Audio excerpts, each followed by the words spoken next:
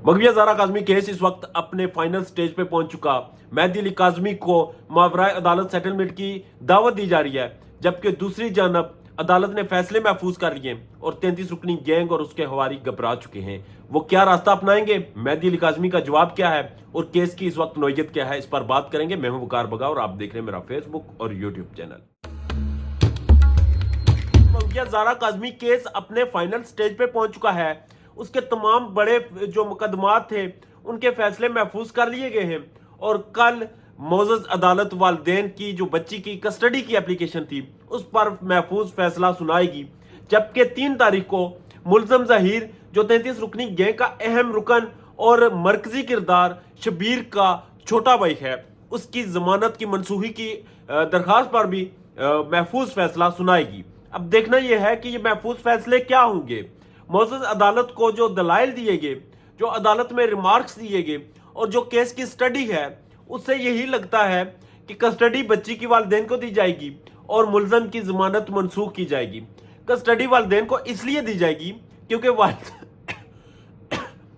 Custody वालिदैन को इसलिए दी जाएगी क्योंकि वालिदैन ही बच्ची के असल हकदार हैं और बच्ची कम उम्र है, बच्ची माइनर है, बच्ची के बयानात की कोई कानूनी और आईनी हैसियत नहीं, जिसकी वजह से बच्ची की जब मुलाकात हुई 5 घंटों की वालिदैन के साथ, उसमें जो जज मोअज़्ज़ज़ जज फैमिली कोर्ट की मौजूद थी, जो 5 घंटों की रिकॉर्डिंग थी, उन सब चीज़ों से एक चीज़ वाज़ेह होती है कि बच्ची की कस्टडी इस वक्त वालिदैन के पास ही बेहतर है और बच्ची वालिदैन के पास जाना चाहती है। जबकि दूसरी तरफ मुल्ज़म की ज़मानत, जिस पे इस वक्त एप्लीकेशन है कि उसकी ज़मानत की मनसूख की जाए, और अदालत ने जब ज़मानत दी थी तो ये वाज़ेह अहकामात जारी किए थे कि मुल्ज़म किसी भी सूरत में इस ज़मानत को मिसयूज़ नहीं करेगा। मगर हुआ कुछ यूँ कि मुल्ज़म ज़हीर ने ज़मानत को न सिर्फ मिसयूज़ किया बल्कि बार बार मेहदी अली काज़मी को धमकियाँ दी, उनकी छोटी बेटी की तस्वीर अपने व्हाट्सएप पे लगाई और उन्हें यह बावर कराया कि मेहदी काज़मी बाज आ जाओ, नहीं तो हम कुछ और भी कर सकते हैं। उन्हें यह भी कहा गया कि एक बेटी की जंग लड़ रहे हो, अभी तुम्हारी और छोटी बेटियां भी हैं। जब से ये केस शुरू हुआ, मेहदी काज़मी की छोटी बेटियां स्कूल नहीं की, वो घर में कैद होकर आए गए। वो इस हद तक ज़हनी अजियत में है कि आप अंदाज़ा नहीं लगा सकते। मगर सलाम है मेहदी अली काज़मी को, जिसने एक मिसाल कायम की, जिसने इस केस को रियासत का टेस्ट केस बनाया और उन तमाम वालिदैन के लिए एक दरवाज़ा खोल दिया जिनकी बेटियां जज्बात में आके गलती से या भी किसी भी बहकावे में आकर अपना घर छोड़ देती थी और बाद में उनका ठिकाना जिस्म फरोशी का अड्डा होता था। उन वालिदैन के लिए एक दरवाज़ा खोल दिया कि अपनी बच्चियों की हिफाजत, उनकी बाहिफाजत घर वापसी का एक रास्ता मुतय्यन किया ताकि वो एक कानूनी जंग लड़ सकें और अपनी बेटियों को महफूज कर सकें, अपने घर ला सकें। अब देखना यह है कि मोअज़्ज़ज़ अदालत क्या पाकिस्तान के आइन और कानून, क्या पाकिस्तान की माशरती इक़्तिदार और क्या इस सोसाइटी के पेश नज़र फैसला सुनाएंगी, या फिर उन NGOs के, या फिर उन